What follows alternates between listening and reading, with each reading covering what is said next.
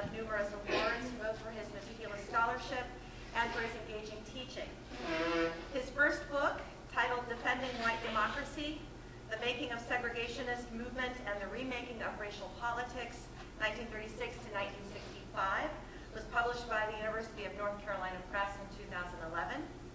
His latest book, titled Hanging Bridge, Racial Violence and America's Civil Rights Century, was published by Oxford University Press in 2016.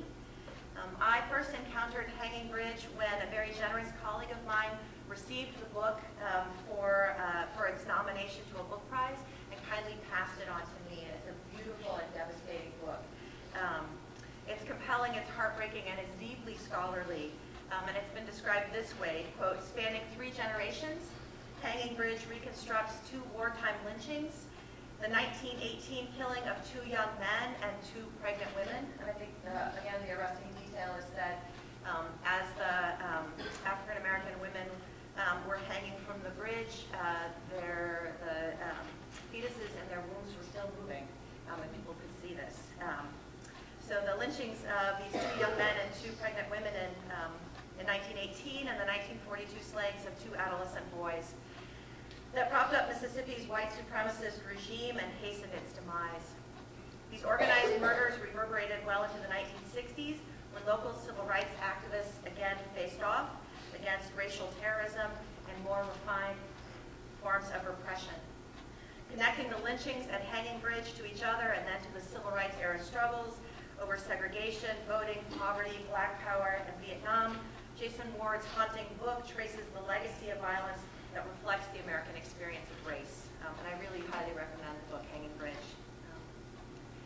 So as we know very well, racially motivated violence against African Americans, Jews, Latinos, Muslims, and people of color has risen sharply since the 2016 presidential election. I think we would all like for Holocaust Memorial Week to be a commemoration of a moral evil that now seems far from our experience and impossible to imagine. But unfortunately, we live in a time in American history where we see the reemergence of political fascism, of a racial nationalism, and of white supremacist ideologies with a renewed vigor in public discourse. And so Holocaust Memorial Week has never seemed so necessary or so urgent as it does this year. And it's in that frame that I'm very grateful that Jason Ward is with us tonight. Let's please welcome him to Oregon.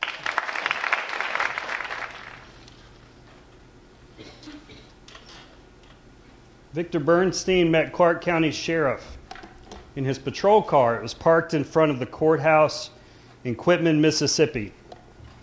Less than 2 weeks before, a handful of white men had seized 2 black youth from the adjoining jail and had hanged them from a river bridge just 12 miles south, just outside the town of Shibuda. The boys, whose names were Ernest Green and Charlie Lang, had been arrested and jailed after crossing paths with a white girl on her way home from school. The sheriff wanted to set a few things straight. First off, the papers got the ages wrong, saying they were 14. You better put it down. Them niggers wasn't 14. They were maybe 16 to 18. The sheriff recounted their arrest and arraignment. They got a fair and square hearing. They confessed to attempted rape. As for the investigation, we've been searching, and now the FBI is around asking questions. But you know how it is. People don't like to tell on their friends. We're all for law and order here. Of course, we got some good folks who get kind of wild. Bernstein spoke to a few more white townspeople. He'd planned to head south to Shibuda, perhaps to seek out the families of the victims, but a white man in Quitman stopped him. It wouldn't do them niggers any good, he warned, to be seen talking to you. Victor Bernstein had not come to Mississippi to solve a crime.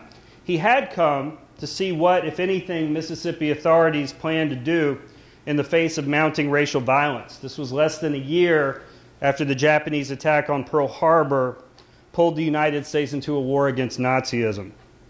He left with more questions than answers, but his trip reveals some important truths about the Jim Crow South, about lynching and racial violence, and also, and I think most importantly for tonight, about the link between the Black freedom struggle and the global struggle against fascism. This was not Bernstein's first journey into the wartime South. As he traveled through the Deep South during the first year of the war, he viewed white supremacy and racial violence in a broader context and through the lens of a broader struggle. See, from 1937 to 1939, Bernstein had worked in Berlin. He was the bureau chief of the Jewish Telegraph Agency. Not long after the SS detained him for several hours of questioning, he returned to New York. When he headed south in 1942, he carried with him the lessons he took from his stint in Nazi Germany. He was an American Jew. He was an outspoken anti-fascist. And he drew a direct line between the enemies of democracy, whether they be foreign or domestic. And this is a two-way conversation. African Americans applied these lessons as well. And the comparisons they drew connected them to anti-fascists like Bernstein. I'll give you one example, Horace Cayton.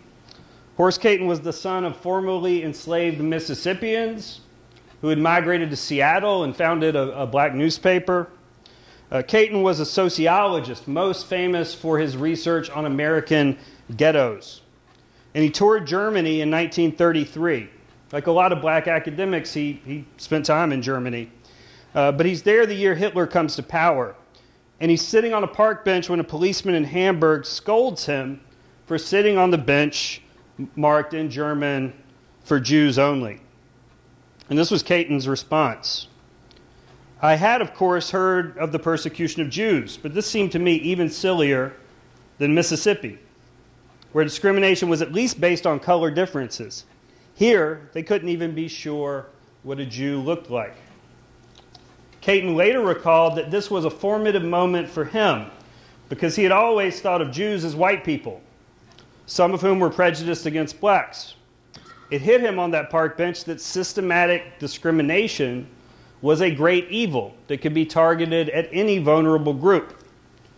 And the black press put this argument front and center from 1933 onward. This really gives the lie to the notion that Americans remained relatively unaware and thus unwilling to do much about the mounting persecution of European Jews until late in the war or even afterwards. It's a front page story in black newspapers from the time Hitler comes to power.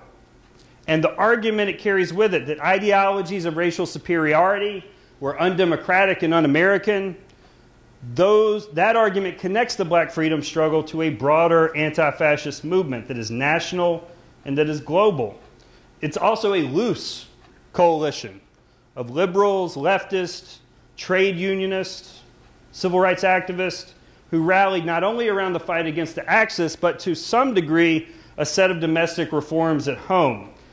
They believed this was a systematic, a structural problem, and so they responded with a specific set of protest campaigns and policy proposals. Black civil rights advocates called this the double V. It's a two-front war, democracy at home, democracy abroad. This campaign put historically marginalized groups, like African Americans, American Jews, at the vanguard of an anti-fascist critique of racial discrimination. And that put the South's Jim Crow status quo on the defensive, because this rhetoric calls out the hypocrisy of Jim Crow. It also calls out the hypocrisy of a Democratic president who's scared to upset his Southern base and who's trumpeting to the world the four freedoms that we are supposedly going to fight for when and if we get in the fight. And civil rights advocates had their own response. Right? This is a cartoon, wartime cartoon from the Chicago Defender. One of the most prominent African-American newspapers of the day, I think, without question, the most popular and widely distributed black newspaper in Mississippi. It had a Mississippi section, like the kind of section that talked about what your grandma did, who your grandma visited over the weekend. It stayed very much in touch with its southern base and the southern migrant connections between Mississippi and Chicago in the urban north.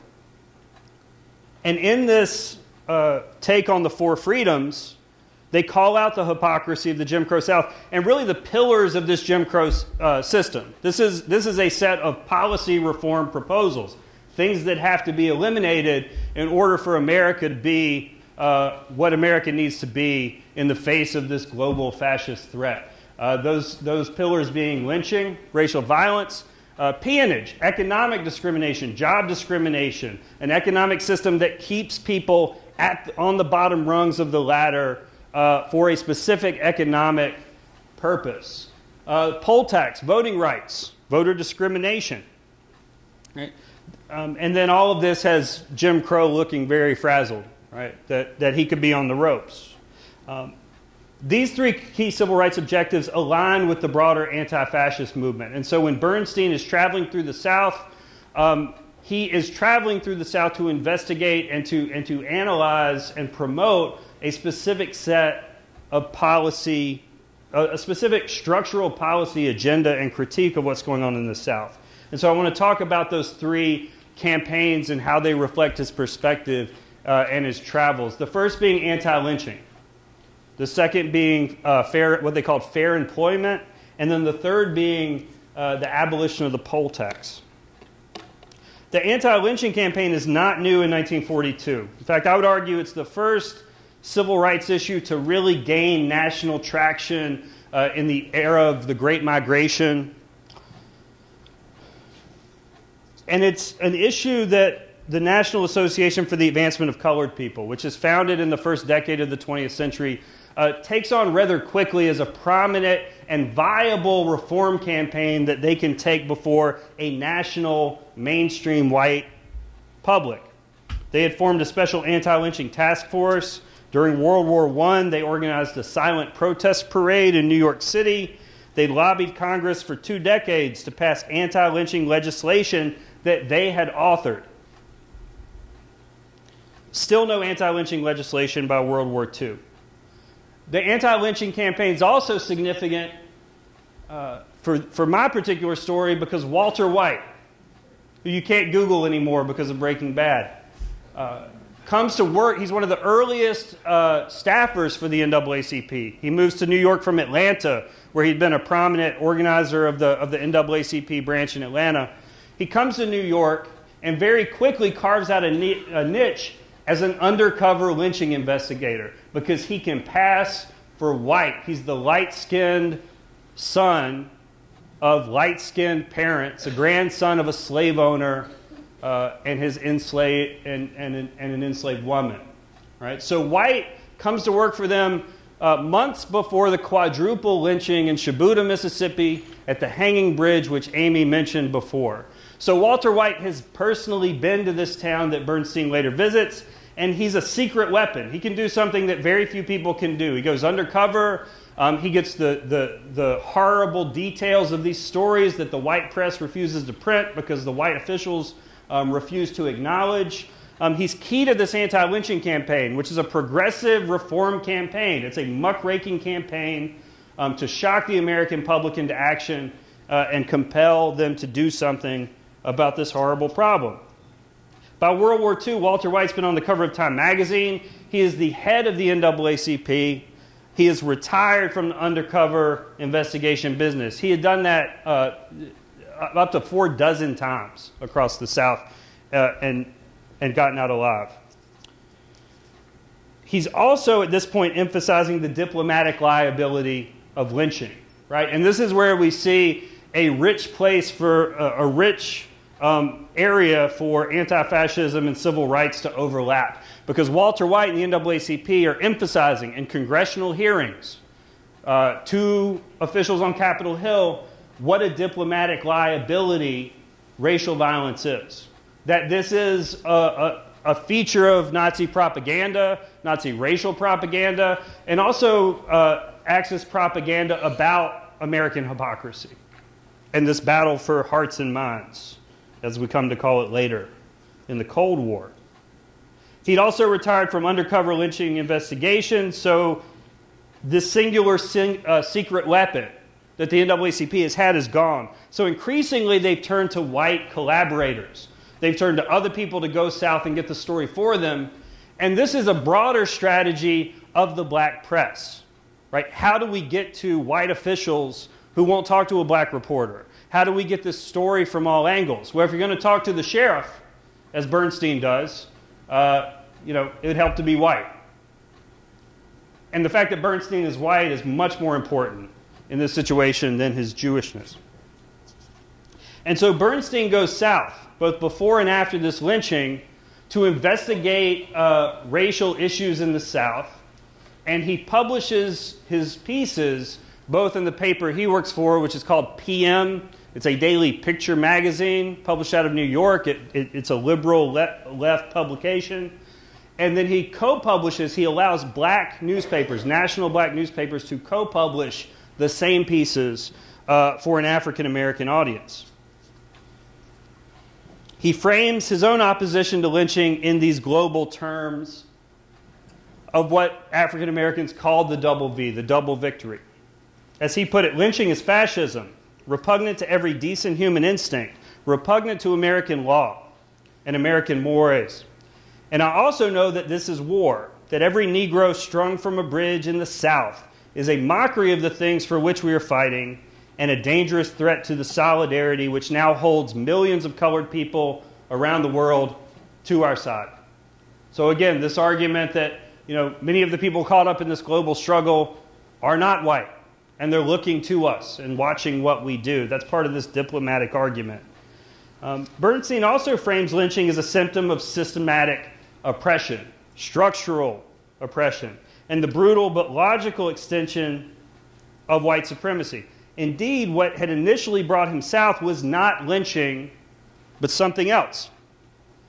The rising racial tensions that are stemming from a protest campaign that had started before Pearl Harbor. And that's the campaign for fair employment and equal, and the fight against discrimination in the armed forces and the defense industry. And this was the whole policy objective behind what was known as the March on Washington movement, which A. Philip Randolph and others organize. As we get closer, we inch closer to war. So if we're going to prepare for war and we're going to get into this war, which we're putting our money on, African Americans need to be able to participate fully in that war effort. Initially, he hopes he can get 10,000 marchers to Washington. Soon it looks like he could get 100,000. And that forces the White House to cut a deal. Deal is you call off the march, and we will do something about fair employment. President Roosevelt issues an executive order that creates a Fair Employment Practices Committee. And I don't want to get too wonky, but the idea here is that there's a presidential task force that can investigate reports and complaints of discrimination, racial discrimination in hiring in the defense industries. And the idea is if the federal government is going to do business with you, if you're going to get a federal contract, you've got to honor fair employment. And this creates a white supremacist backlash in the South because it's going right at these social economic pillars of Jim Crow. Southern officials offered apocalyptic warnings of what fair employment would do, what it would mean for a society that segregated workplaces, that relegated blacks to the most menial jobs. There's a financial incentive in that system, and fair employment went right at it. Bernstein goes south in the summer of '42 to talk to these white elites who are flipping out about fair employment. He goes to Alabama to talk to people the type of people who wouldn't talk to a black reporter. And these particular Southerners would really not talk to a black reporter. These are people who made a show of their defiance and their opposition to these fair employment directives. And these reports are published simultaneously in the Baltimore Afro-American, another prominent newspaper. What he finds is that the South, the white South, appears to have its own version of double victory. And I don't think anybody ever said it better than Mississippi Senator Theodore Bilbo. This idea that we are fighting and doing all we can for the war effort. And there's this prominent narrative during the war that the South is doing more than its share to win the war. It's where the vast majority of military bases are, a lot of shipyards, shipbuilding industry, war industries. and Southerners are signing up at a higher rate. There's all this stuff about the fighting South, how the South is being very patriotic. They're very pro-interventionist. They're behind their interventionist president. All this talk about the South's patriotism, and also this analysis of how the South is willing to fight abroad to win the war, but they're also willing to fight back home to keep things the same they were before the war. Right? So they've got their own twist on what the war means and the place of white supremacy in that war. Right? For them, Hitler's not so much a white supremacist. He's a guy who invades and bosses you around. And they don't want anybody to come in and boss them around, whether it be Hitler or, even worse, Yankees. So Bernstein goes south, and he hears this as he reports Southerners are doing more than their share to win the war. But when you go south and hang around a while, asking questions and drinking beer and cokes with your new friends, you get the uneasy feeling that the war the South is fighting isn't the same war that the rest of the country is fighting. And he runs headlong into the sexually volatile politics of anything smacking of racial reform, right? Of desegregation, of what Southerners euphemistically called social equality, which just meant sex with white women. The head of the Chamber of Commerce in Birmingham, Alabama. There's one thing you can put in your pipe and smoke it. There's no white man down here going to let his daughter sleep with a nigger, or sit at the same table with a nigger, or go walking with a nigger. The war can go to hell. The world can go to hell. We can all be dead. But he ain't going to do that. Bernstein writes about this. This is the artificially contrived bugaboo of almost every Southerner. You talk to him about giving the colored people a fair break with a job, or better housing, or better schools, and somehow the argument winds up with threatened rape and the sanctity of white womanhood. And this gets people killed. It got Emmett Till killed. It got these two boys hanged off a bridge. Bernstein went looking for leaders of a new organization that was founded in response to this fair employment controversy. The governor turns down a federal contract as a stance against fair employment because he refuses to abide by fair employment. In Mobile, Alabama, at the shipyards, 4,000 white workers walk off the job because the company promoted 12 black men to welder. Right? So the reaction is visceral and it's violent. But there's a new organization founded called the League to Maintain White Supremacy, because they want to get right to the point. This is about our belief system. This is about our way of life going down the tubes. And we've got to champion and educate people as to the fundamental inferiority of black folks. Because at the end of the day, that's it. We've got to keep this about values and beliefs, and we've got to keep them going strong. Bernstein listens to a pitch from a founding member of the League to Maintain White Supremacy. And that's when he says, it occurred to me at this point that the swastika is no prettier when entwined with magnolia blossoms.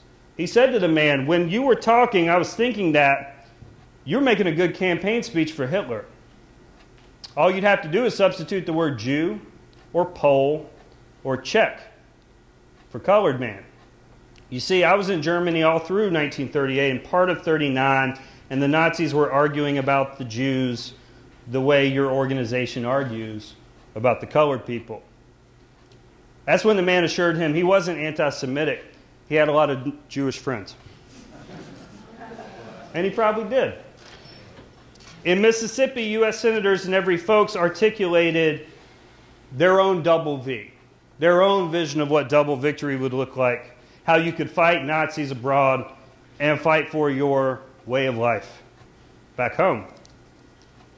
Right, so there's anti-lynching, there's fair employment. These are both things that Bernstein wants to highlight and emphasize as fundamental problems we got to solve as a society to really win the war against fascism. And then the final one, and the most immediate one, is the campaign to abolish the poll tax, to get rid of this policy in 8 southern states. It's uneven, but there's still 8 southern states that make you pay to vote. And there's a national campaign that's picking up steam to do something about this. And you don't have to be a racial egalitarian to have a problem with the poll tax. Because one of the reasons it gains steam nationally is because it depresses voter participation and voter turnout. in a region of the country where there's really only one political party to begin with, right? So there's a lot of resentment of the fact that you've got old Mississippians chairing committees and calling the shots in Washington, when really all they need to get elected is 10,000 friends. If you're in Rhode Island, you need 200,000 votes, possibly. So there's a lot of resentment of the fact that this is depressing turnout and that it's fundamentally anti-democratic. As Bernstein put it in an editorial, and because the war only ramps this up, he writes an editorial called "How You Can Help Win 10 Million Votes for Democracy."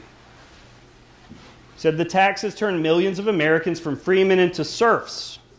It has been used to create and maintain in power a kind of self-perpetuating National Socialist Party of the South. As the two boys are lynched at the hanging bridge in October of 1942, the House is preparing to vote to abolish the poll tax. The vote passes the next morning 3-1. That means everybody not from the South votes to get rid of it, and pretty much everybody from the South votes to keep it. But it passes 3-1. Your boy Bilbo in the Senate threatens to filibuster. The whole thing dies a quick death. But one thing that civil rights activists and white supremacists agree on in that moment is that the poll tax killed those boys. Right? You got the white folks riled up, and they struck back. So this is from a black newspaper in Harlem. That's the answer to the poll tax. And again, the geopolitics of it, the anti-fascism, the double V is all there in that picture with a jackbooted Nazi sig-heiling the bridge. When Bernstein arrives in Mississippi, on the heels of this, he encounters awareness and anxiety of these racial controversies. People are worried about the poll tax. They're worried about fair employment. They're worried about what their maids are doing. They're worried about what black soldiers are doing. In Quitman, the sheriff complained. I already told you what he said. But then he said towards the end, the blacks are getting uppity. In Laurel, which is the next town that Bernstein goes to, there'd been a lynching the same week. They lynched another man from a bridge 5 days later, a man who had been accused of murder. Bernstein encounters more whites who are more talkative, who claim to abhor lynching, but who insist that now's the time to keep blacks in their place, because now seemingly is the time where they're trying to get out of their place. Bernstein then goes to Jackson, the capital of Mississippi, to sit down with the governor. Johnson. His son's a governor during the civil rights era, if the name rings a bell. You may have seen him on Eyes on the Prize. This Johnson had garnered national praise and some local condemnation for welcoming an FBI investigation. This is the first time the FBI gets involved in investigating a lynching in Mississippi, and it has everything to do with the diplomatic calculus of being at war and knowing about that dynamic that I've already showed about propaganda and morale. It gets the federal government and the president off the fence. And that means a Mississippi governor has to have a response. And his response is to welcome the federal agents to investigate. They're from the Jackson office. They're Mississippians. They're white guys from Mississippi. But they're federal agents, and he welcomes them. Says, help out. Any help you can offer would be great. He had dispatched state investigators and troops to prevent additional lynchings, because now they had a spree on their hands.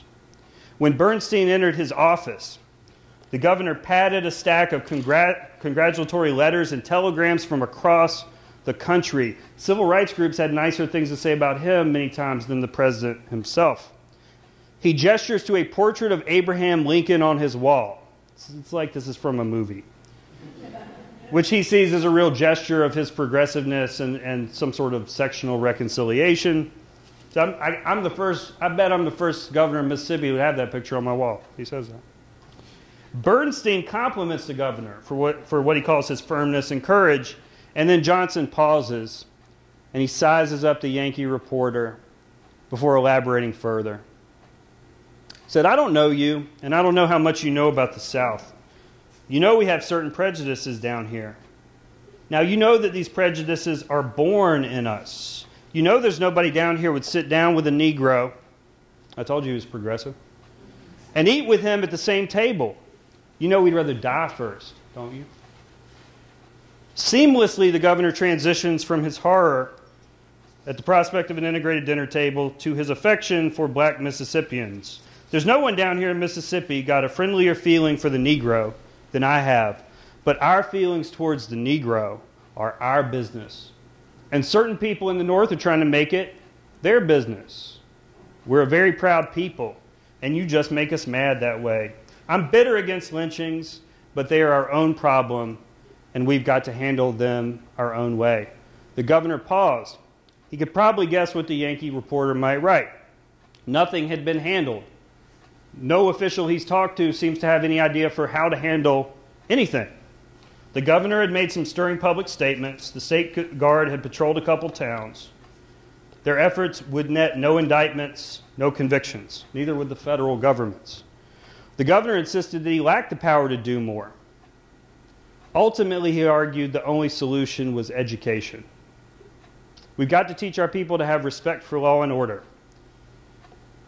As he parted ways with the governor, Bernstein's thoughts returned to the dead boys in Clark County. I wonder what their mothers are thinking now about education as a cure for corpses swinging in the wind. So Bernstein's investigation provides some singular insights and information, things that only he could access and people that only he could talk to at this particular place and time. His whiteness keeps him safe. Jim Crow demanded that Jews be white first and Jewish second. That takes us back to Horace Cayton. Like, he thought Jews were just white people. Because in Jim Crow, Jews had to be, first and foremost, white people. He was granted access to the white power structure through his whiteness. His outsider status may have made those elites suspicious, but it also made them eager to explain things. And when they started explaining, he started scribbling notes. And he got some good stuff. Yet his identity also limits his access and his insights. He can't talk to African Americans for fear of endangering them, and likely for fear that they would not talk to him.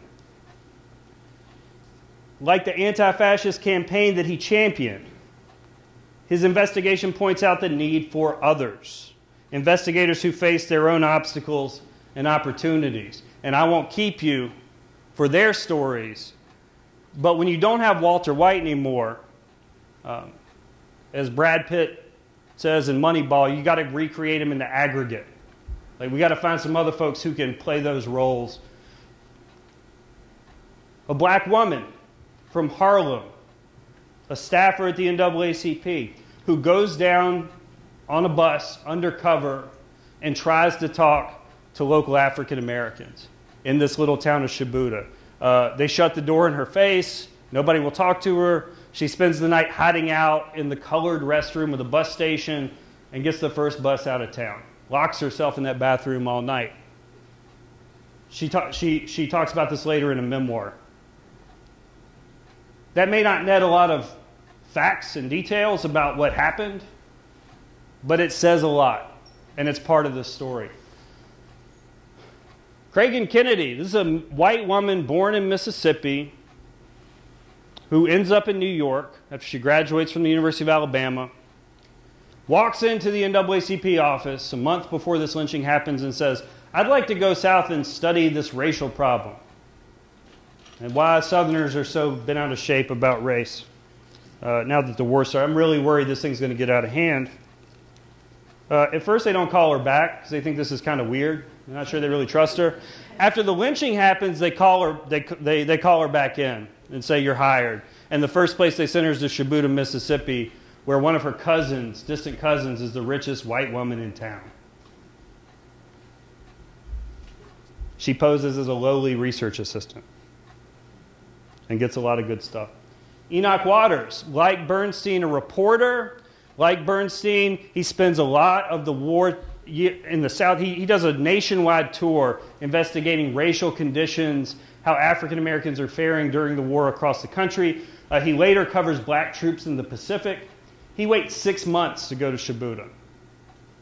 And he goes undercover. He hides out in a black home, and witnesses are brought to him. And so we get more of the story from African Americans in the town. And again, we get the meaning. Right? What does this mean? And what do we make of this? At the end of the day, this is about big things.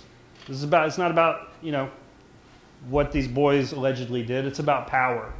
It's about structural systems of oppression and people who are scared their world's about to get turned on its head. Along with reluctant yet diligent FBI agents, got an FBI file too, these investigators provide pieces of a puzzle. More importantly, a reminder that in the process of unearthing the facts, which is what I guess historians are supposed to do, these historical actors uncover truths and insights that are more enduring and universal. As he wrote after his Mississippi investigation, returning to Bernstein, the lynching spirit, wherever it is found, must be crushed by force if necessary.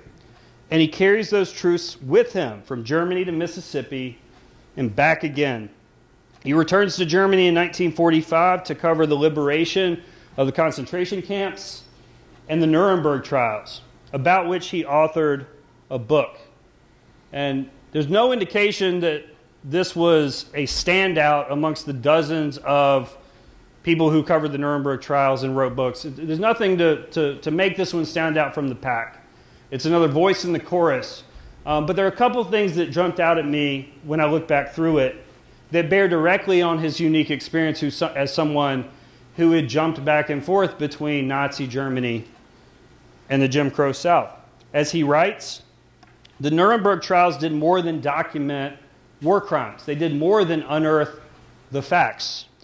As he put it, the trials showed that the Nazi atrocity technique was as modern a weapon of war as the atomic bomb. He rejected references during the trial and in the press to German barbarism.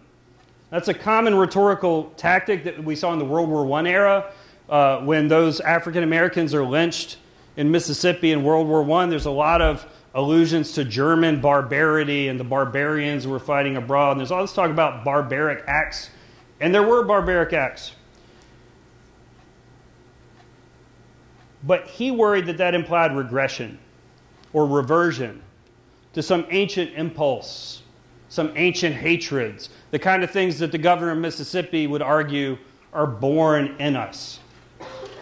Genocide, he reminded his readers, was not only a new word after World War II, but also a new concept, part and parcel of that newest and most dangerous of the socio-political diseases of our time, fascism. It is a concept involving specific social political goals, specific techniques, and terrible consequences for all of mankind. The same holds true for Jim Crow, a modern creation that took the place of slavery, that subverted the interracial democratic experiment of Reconstruction, and that, in Bernstein's own words, constituted not a sectional issue, but a national issue of a political, economic nature. In a word, white supremacy was structural, and structures, like bridges, are built. Another takeaway from Bernstein's experience is that comparison is useful and instructive. Thank goodness for me. History doesn't repeat itself so much, though, as it reverberates. And often those reverberations express themselves in violence and our rationalizations of that violence. When the sheriff insisted the boys were older than they were, or at least that they looked older than they were, his words reverberate in our rationalizations of police killings of 12-year-olds who look too big to be 12. When the response to racial change and the honest confrontation with history that accompanies it is the violence of desecration. Whether it's historical markers to lynching victims in Georgia and Mississippi. In Georgia, another pregnant woman. whose fetus was disemboweled while she was hanging. Emmett Till in Mississippi, most famous lynching victim in American history. Those are their historical markers. Or whether we're talking about Jewish cemeteries and memorials in the Western world. Finally, Bernstein suggests the power of coalition and solidarity to take down one of the most formidable military powers in human history, or to dismantle a system of racial oppression. Confronted with the Nazi threat, black and Jewish anti-fascists recognized that their fates were intertwined, even if they faced distinct challenges. Fates intertwined because history does. And it should surprise no one how easily the symbols of past oppression intermingle in the present. If it's true for the fascists, it's true for the antis as well. From Charlottesville to Shabuta's Hanging Bridge. The first time I ever visited the bridge, my dad was actually tromping around taking these pictures. And we noticed something about the girder closest to us.